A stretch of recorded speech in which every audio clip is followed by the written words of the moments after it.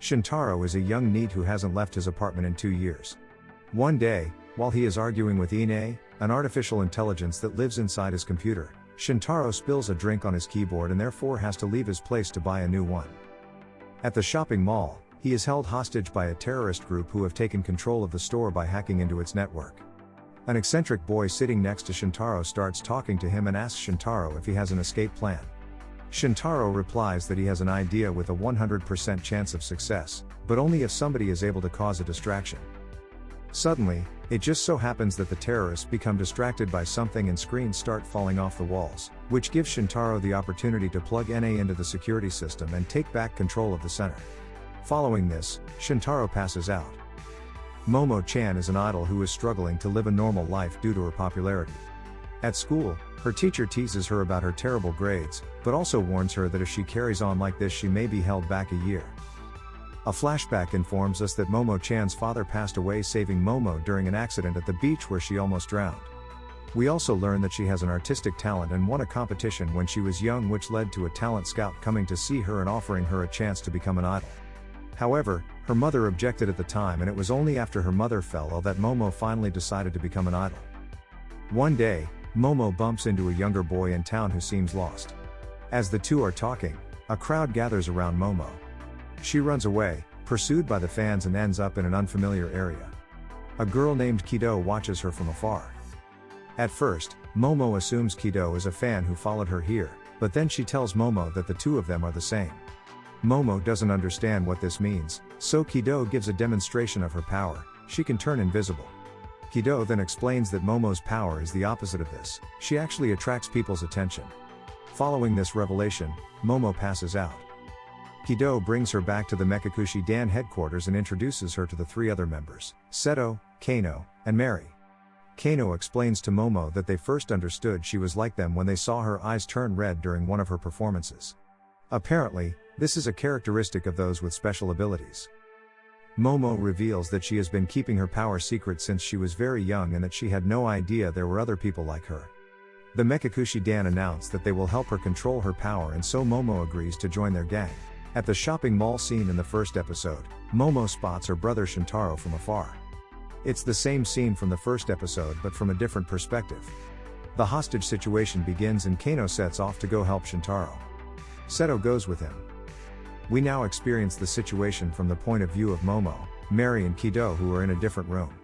Kido explains that Kano has the power to change how he is perceived by other people, and Seto has the ability to read people's minds, but he doesn't like using his power. By following a plan laid out by Momo, the team is able to defeat the terrorists and save the day. We now follow the story of Hibiya Amamiya, the young boy who Momo met previously. He has just bought a gift for the girl he has a crush on, Hiyori, but she's not impressed. They're at Hiyori's uncle's house where she will be spending the summer.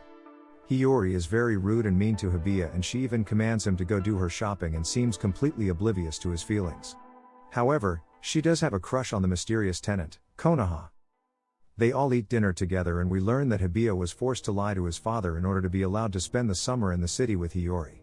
At night, Hibiya has a nightmare where Hiyori dies right in front of him and awakens covered in sweat. This is also part of the dream, and the nightmare just keeps repeating until Hibiya finally realizes that the only way to save Hiyori is for him to die instead.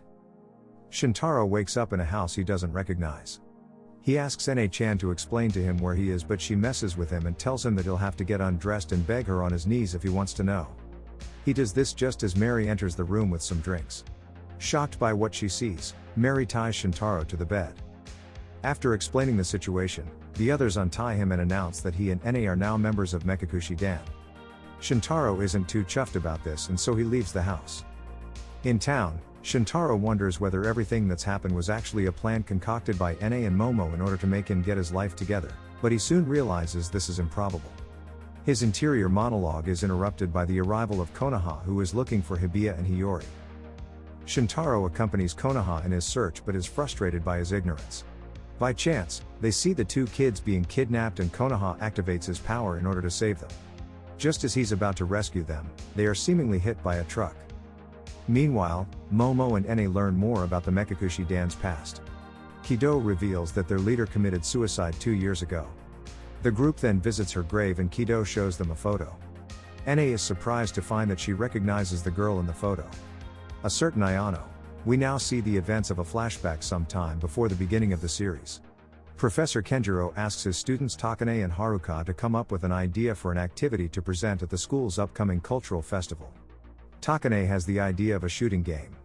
Kenjiro then creates the video game all by himself. Takane tests the game against a pro gamer who plays the FPS Dead Bullet.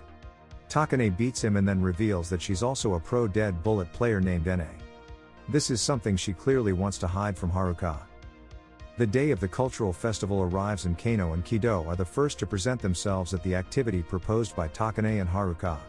Kido loses and after the game, Takane exits the room only to find a crowd of young men who are fans of her gaming persona. She shuts herself in the classroom with Haruka, at first trying to hide her secret identity. However, she ends up admitting who she really is to him and he doesn't react at all as she expected. Motivated by Haruka's support, Takane opens the door and fully embodies her gamer identity and takes on all the guys one by one. She wins all of the games but then Shintaro and his friend Ayano show up. Shintaro is very cocky and rude at first and even critiques Takane's playing style. Annoyed by this, Takane proposes a bet. If she loses, she will call him master and do whatever he wants. In the end, she does lose but Shintaro says he'll forget about the bet. After Shintaro exits the classroom, Ayano stays behind and presents her apology to Takane for Shintaro's impoliteness. It turns out that Ayano is actually Professor Kenjiro's daughter and that next year she and Shintaro will be coming to this high school. As she leaves, she tells Takane that she hopes they will all become friends. The ending montage seems to confirm that they will. Later, Haruka falls ill and Takane shows up at the hospital to see him. She seems anxious and tells Kenjiro that she will go back to school to pick up his stuff. Back at school, she runs into Ayano. At first, the two of them talk about Shintaro, then Takane explains Haruka's situation and illness. Ayano motivates Takane to confess her feelings to Haruka. However, before she is able to do so, Takane runs into Kenjiro who somehow makes her pass out in the corridor. She wakes up in what appears to be a town in ruins, then she sees a mysterious girl dressed in black. She appears to have been transported to a virtual world, and this is how she became the NA we know. Back to the present, NA explains to the others that her memories are blurry and she doesn't remember anything else. Momo receives a call from Seto telling them to come to the hospital because Shintaro got into some kind of accident. They all set off, leaving only Kano who stays behind to talk to Ayano's grave. Kano soon realizes that NA is listening in and then the two of them converse a little. Taking a sinister turn, Kano reminds NA that Ayano isn't the only one who died 2 years ago. Haruka died as well. He then takes Haruka's appearance to frighten NA and accuses her of trying to make Shintaro forget about Ayano. We then see the preceding events from the perspective of Haruka. He wakes up in the hospital and sees Kenjiro sitting in front of him. He tells himself that he would like to have a stronger body so that he could spend more time with his friends.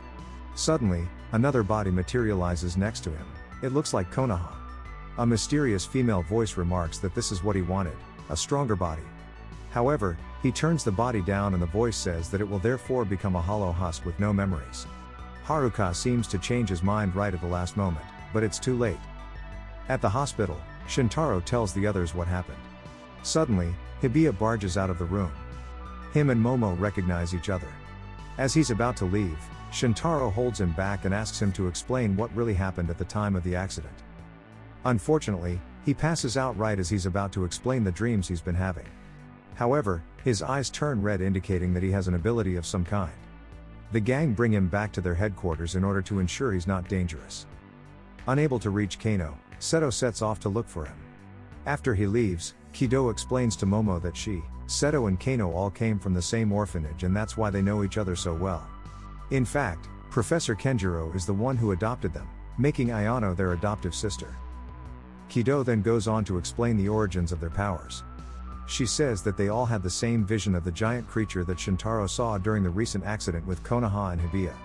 She explains that Kano saw it when he and his mother were victims of a robbery, Seto saw it when he almost drowned one time as a kid, and Kido saw it when her house burned down. It's in these moments that their powers were activated. Momo reveals that she also had a near-death experience as a kid. She almost drowned but her father saved her. It's after this incident that she discovered her powers. It seems that those who re-emerge from the void return to the world with a power. Shintaro wonders what happens to those who don't return from the void. Kido isn't sure, but it's probably what happened to Momo and Shintaro's father. Kido then tells Shintaro what actually happened to NA. He's surprised because he just thought she was a strange virus, not an actual person. Momo and Kido don't tell him that she's actually Takane. Hibiya wakes up and hears them talking about the void, and so he sets off to go rescue Hiyori. Kido and Momo go after him, leaving Shintaro alone with Mary. He randomly spots an old photo of the gang and is shocked to see Ayano with them. Another flashback explores Ayano's upbringing with the three orphans. We learn that it's Ayano who taught them to open up emotionally and appreciate life. She takes care of them after the death of her mother. Later, Ayano takes a look around her father's study and finds her mother's notes. The notes attempt to explain the kids' powers as they relate to an old folkloric fairy tale. In this fable, there is a monster, a girl with snakes coming out of her head. One of the snakes tells the girl that she should create a whole new world. According to the mother, this snake is the one who tempted the monster and urged her to enclose herself in her solitude. Reading this passage, Ayano appears to come to a realization, which she subsequently recounts to Kano. Back in the present, Kano explains all of this to NA. He tells her that their father, Kenjiro, also has a power, but it only activates at night while he's asleep and he has no control over it. It's like a second personality. Ayano and Kano proceeded to investigate Kenjiro's alter ego, which they referred to as the snake, and they discovered that it was trying to assemble all of the snakes of this world in order to create a new Medusa. Na and Haruka were human sacrifices performed to invoke the snakes, as they cannot come into this world without a physical body. A new flashback recounts the tale of a mysterious woman named Azami. A group of hunters believe her to have kidnapped and brainwashed a man named Tsukahiko, and so they come to her house in order to kill her. They don't hesitate to shoot at her and are even about to kill her daughter, Shion, but Azami activates her power just in time, turning Shion invisible. She then summons snakes and uses a variety of powers to defeat the assailants. She interrogates the only survivor, who tells her that her husband Tsukahiko was tortured by the men because they assumed he was possessed by a monster and could not have married her out of his own free will. Azami decides to leave this world so that her family is no longer put in danger because of her. Years later, Shion has given birth to her own daughter, Mary. Shion does not allow Mary to leave the house. However, one day, Shion wakes up to find that Mary has escaped and is being attacked by two men. Shion attempts to protect her daughter and is able to defeat one of them, but they are both killed in the end. Azami brings them both to her world and decides to save Mary by giving her one of the snakes. Later, Seto is wandering around and, thanks to his power, he is able to hear Mary's thoughts. She is sad and alone. He finds her and the two become friends. Back to the present, Mary comes across Konoha on the street and decides to bring him back to the headquarters. Shintaro wakes up and hears a voice reminding him of a certain tragedy that he has witnessed many times in his dreams and supposedly occurred in a previous life. All this reawakens his memory of his own power. This power gives him a photographic memory. He then suddenly picks up a pair of scissors and sticks them into his throat.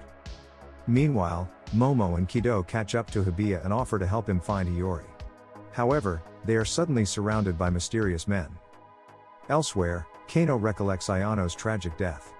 In order to avoid her friends being sacrificed, Ayano decides to jump off the roof so that the snake possessing her father will not be able to assemble all the other snakes. Despite her sacrifice, Kenjiro says he can just start all over again using the bodies of Takane and Haruka. Momo, Kido and Hibiya are being held captive in a strange facility.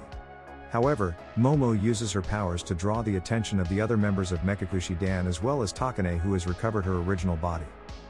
Kano explains the situation to the gang as they escape using their powers to defeat the guards they encounter along the way. When they get lost in the building, Hibiya uses his clairvoyance powers in order to locate Kenjiro. Arriving at his laboratory, the currently possessed Kenjiro explains that the world they live in is actually Mary's creation. It is an endless time loop created by her desire to spend time with her friends. The snake then takes possession of Konoha's body and defeats Kido, Kano and Seto with ease. This motivates Mary to extract their serpents and start the time loop over again, but Shintaro and Ayano arrive just in time. Thanks to them, she is able to beat the snake, who is then ultimately destroyed by Konoha. The series ends on a sunny day in the park. Shintaro and Ayano meet up with the rest of the gang. I hope you enjoyed this video. Don't forget to like and subscribe so you don't miss out on any future retro recaps.